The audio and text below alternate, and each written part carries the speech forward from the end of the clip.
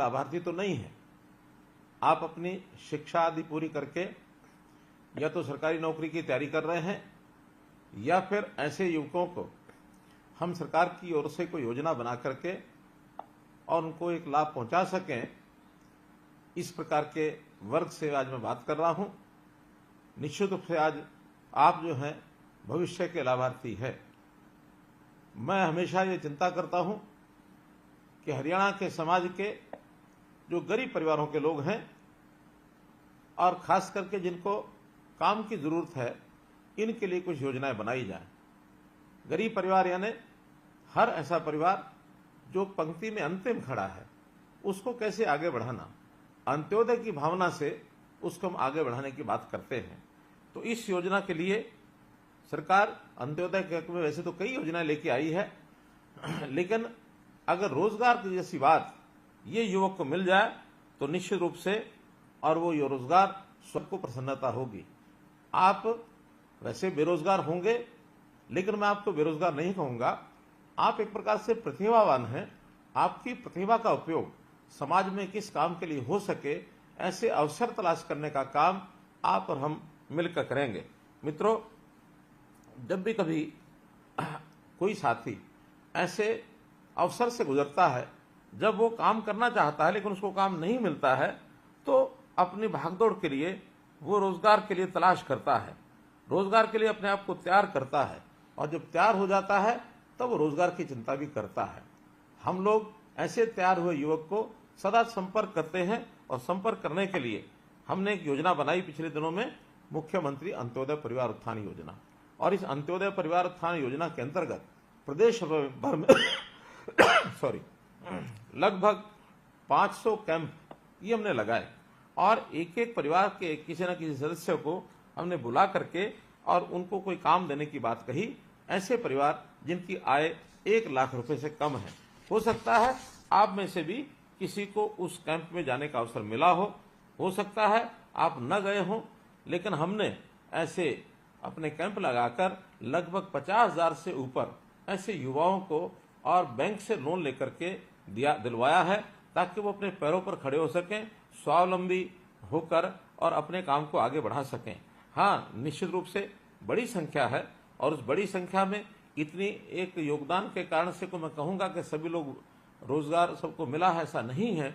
आज तो मैं प्राथमिकता के तौर पर ऐसे युवक जिनकी आयु 24 साल से 36 साल हो गई है, जिनके परिवार की आय 1 लाख रुपया इससे कम है, और जो ग्रेजुएट्स हैं, ग्रेजुएट से इससे ऊपर हैं, ऐसे जो बेरोजगार लोगों को, जो हमारे युवा साथी हैं, भाई बहने हैं, उनके साथ बात करने के लिए मैंने योजना बनाई।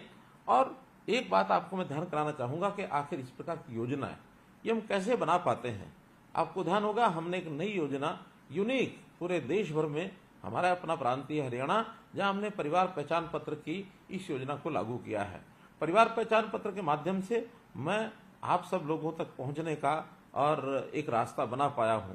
जो लोग इस परिवार पहचान पत्र की आलोचना करते हैं, वास्तव में वो इन व्यवस्थाओं को पसंद नहीं करते हैं, क्योंकि उनको पता है कि एक बहुत आसान तरीके से प्रदेश में किसी भी व्यक्ति तक पहुंच बनाई जा सकती है, प्रदेश के किसी व्यक्ति से हम बात कर सकते हैं। तो ये सारा काम करने के लिए ऐसी एक सूची बना करके आप लोगों से बात करने का मैंने ये रास्ता ढूंढा है। आप लोग पढ़ाई करते हैं, पढ़ाई करने के बाद सरकारी नौकरी की तलाश आपको रहती है। पता है अपने को सबको कि सरकारी नौकरी के लिए एक परीक्षा देनी पड़ती है, और उसमें मेरिट अगर अच्छी आती है तब जाकर के सरकारी नौकरी किसी को मिलती है। सरकारी नौकरी बहुत अधिक लोगों को मिलना संभव नहीं होता, मात्र 5 या 6% लोगों को ही ये नौकरी मिलती है। शेष सबको भी रोजगार चाहिए। तो उन रोजगार के लिए हम लोगों ने ऐसी कुछ व्यवस्थाएं की हैं कि स्वरोजगार से आप लोगों तक पहुंच करके, रोजगार मेले लगा करके, कहीं स्वरोजगार के साथ अपना व्यवसाय करने का, या कहीं मानो प्राइवेट नौकरी के लिए भी आपको तैयार किया जा सके। और बहुत ऐसे लोग भी हैं जो अपनी तैयारी करके और सरकारी नौकरी में जाना चाहते हैं, लेकिन उनको वर्षों लग जाते हैं, किसी को 2 वर्ष, किसी को 3 वर्ष। तो ये जो इंटरिम बीच का समय है, इस बीच के समय में भी कोई खाली न रहे, तो इसके लिए कई हमने व्यवस्थाएं बनाई हैं। चाहे उसमें HKR के माध्यम से हम जो उनको जो एक आउटसोर्सिंग की नौकरी ये दिलाने का काम करते हैं, या कहीं वो प्राइवेट नौकरी करता है। तो इस प्रकार के काम से हमने तो यहां तक भी युवा सक्षम सक्षम युवा जो योजना चलाई, जिसके अंतर्गत नौजवान कोई भी अगर स्नातक होता है तो घर खाली न बैठे, बल्कि उसको महीने में 100 घंटे का काम हम दे करके उसके लिए भी 7,500 रुपया, 9,000 रुपया ऐसे हमने योजना बनाई, ताकि कम से कम आगे बढ़ने के लिए उसकी जेब में अगर कुछ पैसा होगा तो निश्चित रूप से वो काम कर पाएगा। इस रोजगार मेलों के अंदर सरकारी विभागों की बहुत सी योजनाएं होती हैं। हमने उनको वहां भेज करके 17 विभाग ऐसे थे जिन्होंने ऐसे सब युवाओं की काउंसलिंग की, और उन मेलों में उन्होंने जाकर के पुरानी जो कुछ कंपनियां ऐसी हैं, कुछ उद्योग ऐसे हैं जिनको बुला करके काम देने की भी बात की है। तो इन सारे प्रयत्नों के माध्यम से आप लोगों को कैसे काम मिल जाए, इसका हम लगातार प्रयत्न करते हैं। मित्रों, पिछले 9 वर्ष में बहुत से उद्योग लगे हैं, बहुत से रोजगार मिले हैं, लगे हैं। मुझे तो इस बात की नौकरी की जहां तक विषय है, योग्यता के आधार पर हमने एक शब्द प्रयोग किया कि बिना पर्ची बिना खर्ची ये नौकरी दी जाएगी, और मुझे इस बात का संतोष है कि पिछले 9 वर्ष में हम इससे पहले की जितनी सरकारें रही हैं, अगर औसतन लगाएं तो सबसे ज्यादा नौकरियां हमने दी हैं। उदाहरण के तौर पर 1999 से लेकर 2005 तक ये जो 5 साल की सरकार, 5.5 साल वो सरकार चली, मात्र 15,000 नौकरियां ही वो दे पाए। और फिर कांग्रेस की सरकार 2005 से 2014 पूरे 10 वर्ष चली, उन्होंने भी 10 वर्ष में और 86,000 नौकरियां मात्र दी। अब ये अलग बात है कि क्लेम करने में कोई कितना ही क्लेम करे। मैं भी पिछले दिनों में पूर्व मुख्यमंत्री भूपेंद्र सिंह हुड्डा से बात मैं सुन रहा था, उनकी बात, तो उसमें उन्होंने बताया कि हमने 1 लाख तो अध्यापक लगा दिए हैं, जबकि वास्तविकता ये है कि कुल 10 साल में 35,000 अध्यापकों की भर्ती उन्होंने की है। मैं कभी न कभी उनके आमने सामने बैठ करके भी इस बात का और खुलासा करने वाला हूं कि उन्होंने कितनी नौकरियां दी, और उन नौकरियों में उन्होंने नौकरियां लगाने का प्रयत्न किया होगा, लेकिन वो प्रयत्न करने के साथ उनके एक सिस्टम में कितनी खराबी थी कि उसमें बहुत सी नौकरियां तो बलि चढ़ गई, कोर्ट्स ने जिनको रद्द कर दिया। तो ऐसी रद्द हुई नौकरियां वो भी उनको देखनी होंगी।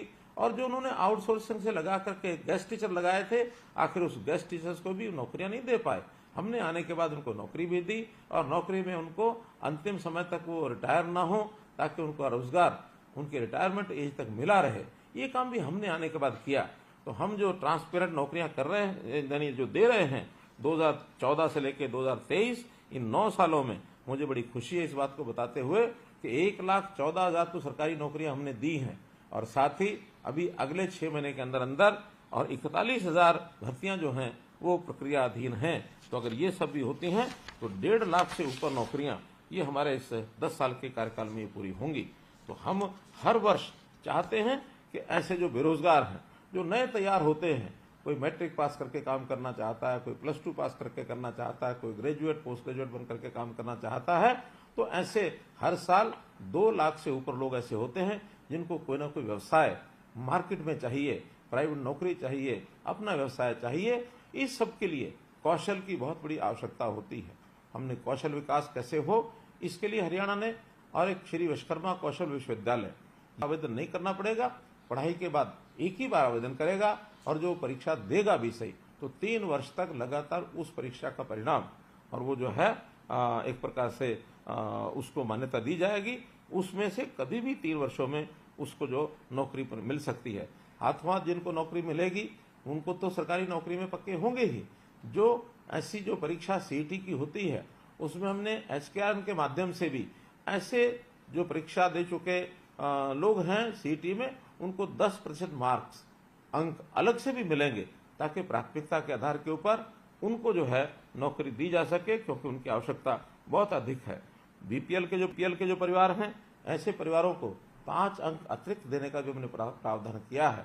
और इन 5 अंक के कारण से बहुत से ऐसे जो विद्यार्थी अपनी गरीबी के कारण से शायद कम्पीट करने में उनको कठिनाई आती होगी, तो इन 5 अंक लेने के बाद वो एक अच्छी कंफर्टेबल पोजीशन पर ये आ जाते हैं। ये भी हमने इसके अंदर जो है ये काम किया है। तो मित्रों, हमारे यहाँ जो भी कुछ योजनाएं बनाई गई हैं, इन योजनाओं में अधिक से अधिक लोगों को काम मिले।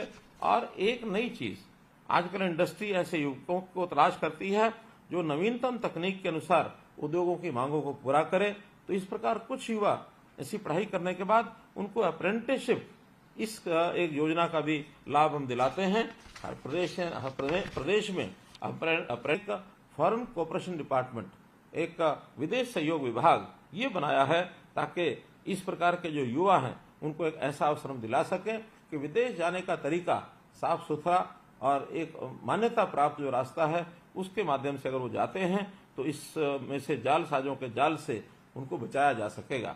अभी हमने जो रोजगार लेने वाले जो विदेश में जाने वाले युवक हैं उनके कॉलेज में पढ़ाई के बाद मुफ्त में पासपोर्ट देने की व्यवस्था भी की है। मुझे खुशी है बताते हुए कि लगभग 27,000 पासपोर्ट और ये हमने इशू किए हैं जिन लोगों का कोई अपना पैसा एक भी लगा नहीं है।